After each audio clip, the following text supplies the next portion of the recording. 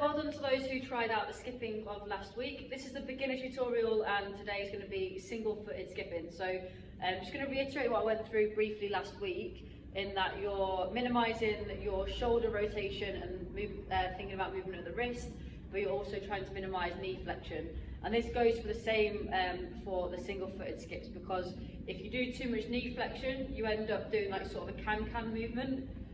Obviously, if you're jumping too high as well, so first one is knee flexion, second one is jumping too high. If you're jumping too high, it's taking longer for your foot to hit the floor, so then for that reason that's going to be a limitation in terms of when you try and get speed on the rope.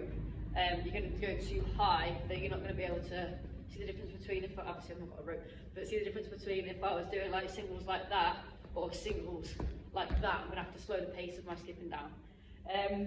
My third point that I want to talk about is weight transference. So a lot of the single-footed skipping is just about transferring the weight slightly from one side to the other. This looks funny. You're just going to do a small weight transference. The next point is going to be about how you should be in your foot, so in terms of your weight in your foot. So you've got the transference of weight from side to side, but also you want to make sure that you're sort of more towards your tiptoes, so just at the forefront of your foot. Because if you stand too flat-footed and you're back here, you're going to struggle again to feel agile and feel like that you can get some speed on the rope. So then you're going to put those together and grab onto the rope. So what we need to think about is the timing. So do a few two-footed together, listen to the rope hitting the floor, and think about the timing of that rope hitting the floor. So trying to think of it, if you're into music, as a metronome, so it's like just listening it and trying to keep that same rhythm as you're doing so. I hope you can hear my clicking. So you're still keeping within that time, even though you're changing what your feet are doing. So you're trying to keep the same timing. So I'm going to show you with the rope. Hopefully my phone doesn't fall because it has done last week.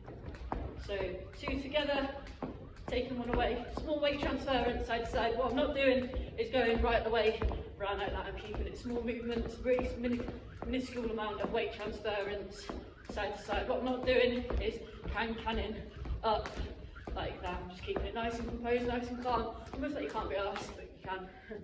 Literally as soon as I say that. But yeah, so what we need to focus on this week for beginner level is you're going to do some double skips. So you're going to do 10 doubles. So two-footed, 1, 2, 3, 4, 5, 6, 7, 8, 9, 10, then 1, 2, 3, 4 of your singles. See how many times you can do that. Let me know if you have any questions. Let me know if you're struggling with any aspect of that movement and doing the single-footed skipping. And yeah, I'm looking forward to seeing your videos again. Thank you so much for posting the videos. Thanks for getting involved in the community, and I will see you next week.